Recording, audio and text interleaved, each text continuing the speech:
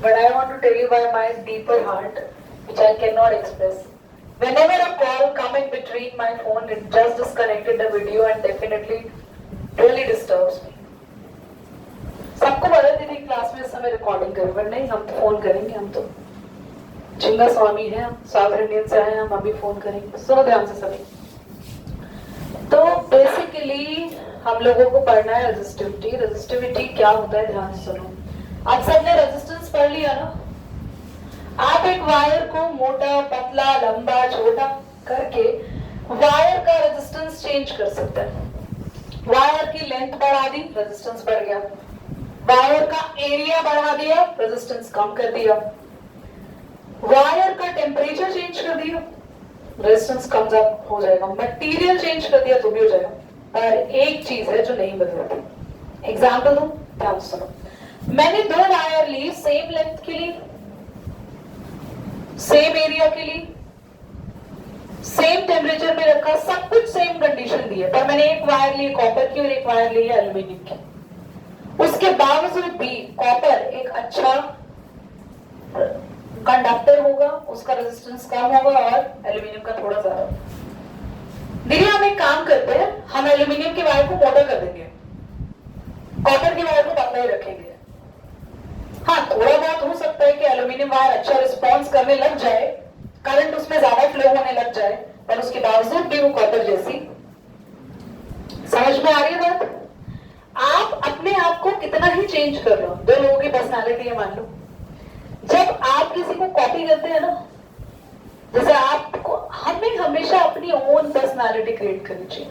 जब हम किसी को कॉपी करते हैं तो हम क्या करते हैं, कॉपी तो कर सकते हैं, पर हम उसके जैसे, हम 100% उसके जैसा अपने आप को कॉपी कर ले फिर भी नहीं बन पाएंगे।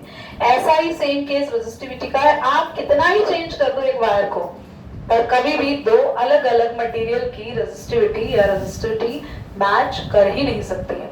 और अगर किसी वायर की रेजिस्टिविटी बहुत ज्यादा है, रेजिस्टिविटी ज्यादा यानी कितना हाई रेजिस्टेंस है कि वो वायर करंट को पास ही नहीं होने देगी, तो उस वायर को कितना ही बड़ा कर लो आप, कितना ही उसका एरिया बढ़ा लो, कितना ही टेम्परेचर कम कर लो, उसकी रेजिस्टिविटी हाई ही रहेगी, रेजिस्टेंस हाई ही रहेगा, करंट को पास वो नहीं होने देगी। तो आप मुझे एक बात बताएं, कंडक्टर की कौन सी प्रॉपर्टी देख के आप उसे घर में लेकर आएंगे? वायर की कौन सी प्रॉपर्टी देख के घर में लेकर आएंगे, रेजिस्टेंस या रेजिस्टिविटी? जोर से बोलो। रेजिस्टेंस के देख कर लेकर आएंगे, रेजिस्टिविटी देख के लेकर आएंगे? बहुत बढ़िया, कितने अच्छे बच्चे हैं। अरे बच्चों, वायर का रेजिस्टेंस तो बदल सकता है ना। आप जाके वायर की क्या देख कर आओगे? रियल किस चीज से पता चलेगा अच्छी वायर है या नहीं है? हाँ, पर बोलो हम तो खड़े हैं, बोल दो बेटा। तो एक ऐसी प्रॉपर्टी जो वायर की कभी चेंज नहीं हो सकती, वो क्या है? रेजिस्टिविटी। इसीलिए वायर को किस बेसिस पे अच्छा जज किया जाता है कि गुड कंडक्टर, कंडक्टर या इंसुलेटर? किस बेसिस पे? रेजिस्टिविटी के बेसिस पे। ध्यान से देखिए कि रेजिस्टिविटी है क्या। मुझे बहुत गुस्सा आ रहा है इस कॉल की वजह से।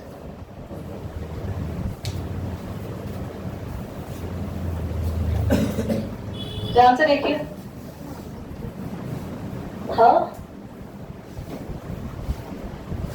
रेजिस्टिविटी, रेजिस्टिविटी को रिप्रेजेंट करते हैं, इसका एक सिंबल भी है, वो भी बताती हूँ।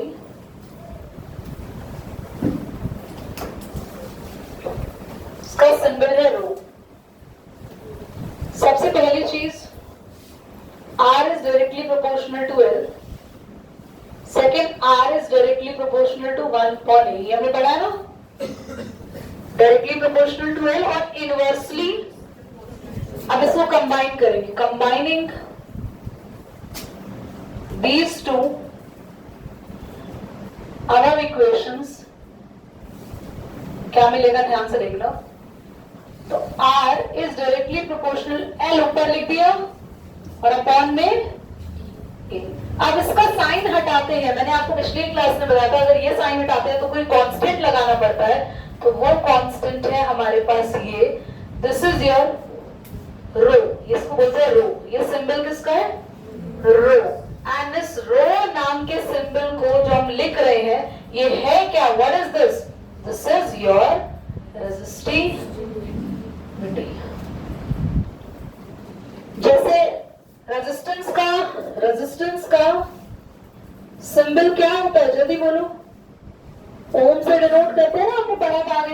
यूनिट वगैरह भी है, पर आप ध्यान से सुनेंगे। ऐसे रेजिस्टिविटी के लिए हम किसका यूज करते हैं? रो। रेजिस्टेंस को आर से डिनोट करते हैं, आर सॉरी ओम नहीं आर। रेजिस्टिविटी को किससे डिनोट करेंगे?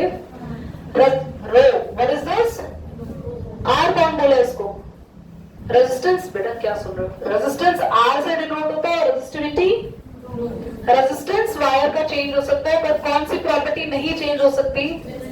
और दुनिया में एक ऐसी वायर जिसका सबसे ज्यादा हाई रेजिस्टेंस है, उसका नाम है नाइक्रोम वायर, जो मैंने तुम्हें लिखवाई। और नाइक्रोम वायर एक एलिमेंट से मिलकर नहीं बनी हुई, निकेल, क्रोमियम, मैंगनीज, आयरन, इन 4 एलिमेंट को मिला के एक मिक्सचर ऑफ मेटल बनाया गया। और मिक्सचर ऑफ मेटल को कहते हैं देव एलॉय। ध्यान से सुनो, मेटल का मिक्सचर क्या है? एलॉय। तो एक एलॉय से वायर बनी। घर में स्टील का बर्तन जो हम यूज कर रहे हैं वो एक मेटल से नहीं बना हुआ, बहुत सारी मेटल से बना हुआ है। तो स्टील भी मेटल नहीं है। What is steel? Your alloy. ऐसा ही एक मटेरियल है जिसका नाम है, जिसका एलॉय का नाम है नाइक्रोम।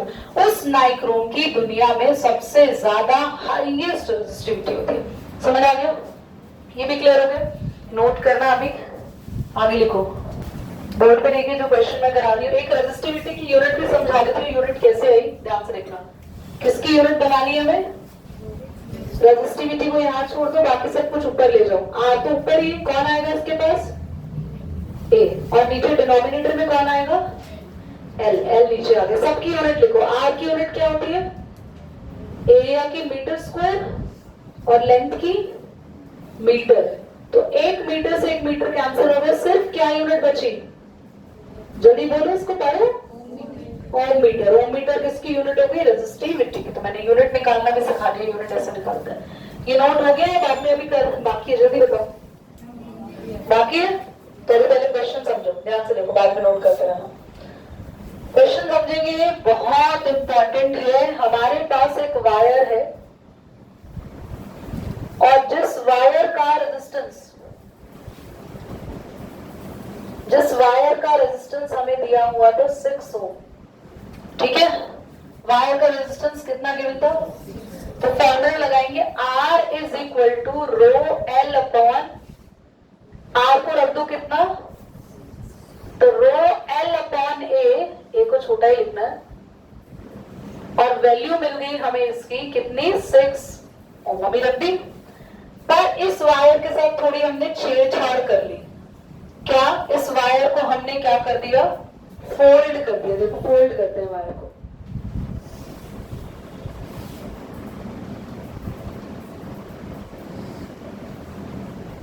तो वायर हमने फोल्ड कर दी, ऊपर वाली वायर भी हमने मोड़ दी। वायर को मोड़ने से क्या हो गया? एरिया तो डबल हो गया। न्यू एरिया क्या हो गया? न्यू एरिया को ए डैश लिख लो, पुराने वाले का डबल। यस और नो? और लेंथ क्या हो गई? नहीं, जल्दी बताओ। नई लेंथ क्या हो जाएगी? पुरानी लेंथ इतनी बड़ी थी भैया, और हमने बिल्कुल बीचों बीच से फोल्ड कर दिया। Very good. लेंथ क्या हो गई? समझ आ रहा है नहीं आ रहा? अब हम निकालेंगे नया रेजिस्टेंस, जिसकी वैल्यू होगी रो एल डैश अपॉन ए। सबको दिख रहा है? पक्का?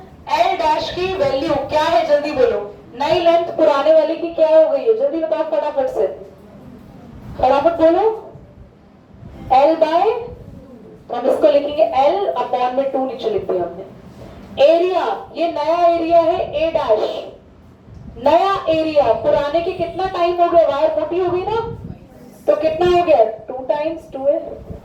दोबारा समझ लो, पुरानी लेंथ थी एल, नई लेंथ कितनी हो गई? पुरानी की हाफ। लेंथ छोटी हो गई ना, क्योंकि वायर को मोड़ दिया। और वायर को मोड़ने के बाद वायर थोड़ी मोटी हो गई, तो एरिया उसका क्या हो गया? Length half, area. अब एक काम करेंगे, 2 और 2 4 है ना, यहाँ मैं कहाँ लिखूं बेटा? एक बार जरा तुम लोग बढ़िया नोट करो। यहाँ लिख दो R dash is equal to rho L upon 2 into 2 4 और ए। 4 को ऊपर ले जाओ या 4 को ही रख दो, ध्यान से। रो एल अपॉन ए की वैल्यू बताओ क्या है? जल्दी बोलो, जल्दी बोलो। रो एल अपॉन ए की वैल्यू क्या है? ये आर है आपका, जल्दी बताना। रो एल अपॉन ए, रो एल अपॉन ए क्या है? ये कौन सा वाला आर?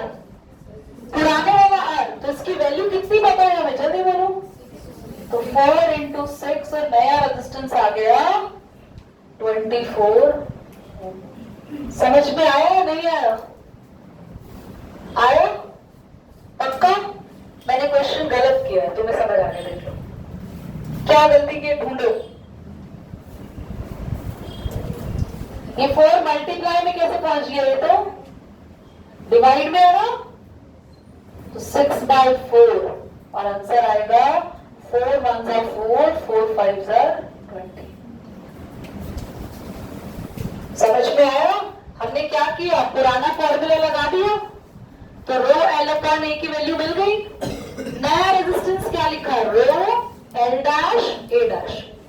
एल डैश क्या है, जल्दी बोलो, नई लेंथ क्या है, पुराने वाले की हाफ, तो इसको लिख दिया L/2।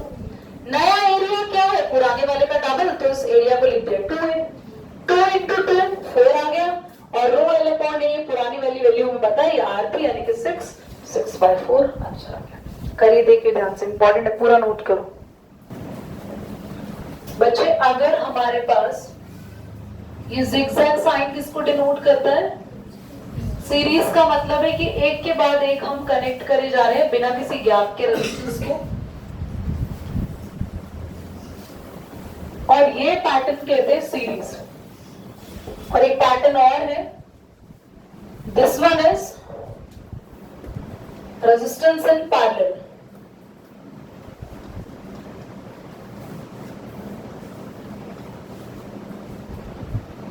Resistance in parallel and series दोनों आज समझेंगे।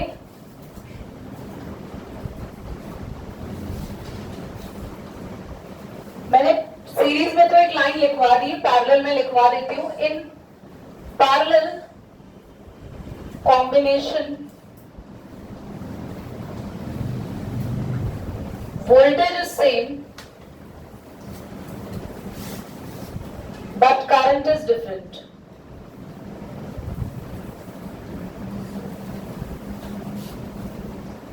और सीरीज में हमने क्या लिखा था बच्चों, करंट सेम रहता है बट क्या डिफरेंट होती है, वोल्टेज। ये कॉम्बिनेशंस कहां लगे होते हैं वो तो नेक्स्ट क्लास में पढ़ेंगे, पर फटाफट से इसकी डेरिवेशन जान लेते हैं। इसकी फोटोग्राफ मैं भेज दूंगी ग्रुप पे, कोई नोट नहीं करेगा, फोकस बिल्कुल ही आना चाहिए, कोई कॉपी बंद करने में ध्यान नहीं देगा, फोकस है। ये रेजिस्टेंस है R1, ये है R2, ये है R3। इस बैटरी से V वोल्टेज सप्लाई हो रही है, पर सीरीज कॉम्बिनेशन में वोल्टेज कैसी मिलती है सबको, तो इस वाले को मिला V1 वोल्टेज, इसको मिला V2 वोल्टेज, इसको मिला, पर करंट सबके लिए क्या रहेगा, तो सबको मैंने करंट क्या लिखा, I। यहां से जितना करंट जा रहा है वही सभी को बराबर मिल रहा है, बिल्कुल सेम मिल रहा है। सभी बच्चे बहुत ध्यान से देखेंगे, हम लिखेंगे V टोटल का फॉर्मूला क्या होगा, V1 plus V2 plus V3।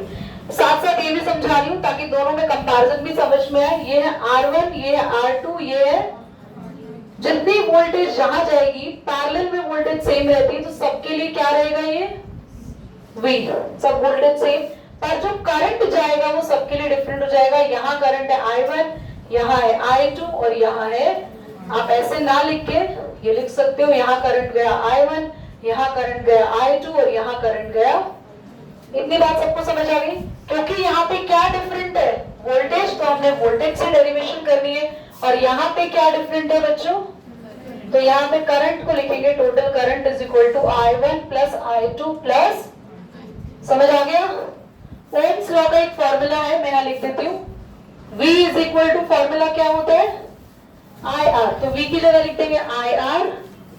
V1 के लिए क्या लिख देंगे, I इंटू, जल्दी बोलो, R1। V2 के लिए क्या लिखेंगे फॉर्मूला, I इंटू, बहुत बढ़िया। V3 के लिए I इंटू, कुछ कॉमन ले सकते हैं, तो आपका R1 plus R2 plus R3 तो अंदर रह जाएगा, I से I, तो R टोटल सीरीज में कैसे निकला, R1 प्लस R2 प्लस, यानी कि तीनों रेजिस्टेंस को डायरेक्टली प्लस कर देंगे तो टोटल रेजिस्टेंस मिल जाएगा। किस केस में, यहाँ टोटल रेजिस्टेंस कैसे मिलेगा, ध्यान से देखो, जल्दी से बताओ। ओम्स लॉ का formula V is equal to, I की वैल्यू क्या हो जाएगी, V अपॉन, क्या लिखते हैं इस I को, V अपॉन, इस I1 को क्या लिखेंगे, V बाय जल्दी बोलो, इसको क्या लिखेंगे?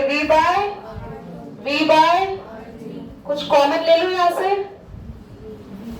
क्या बचा?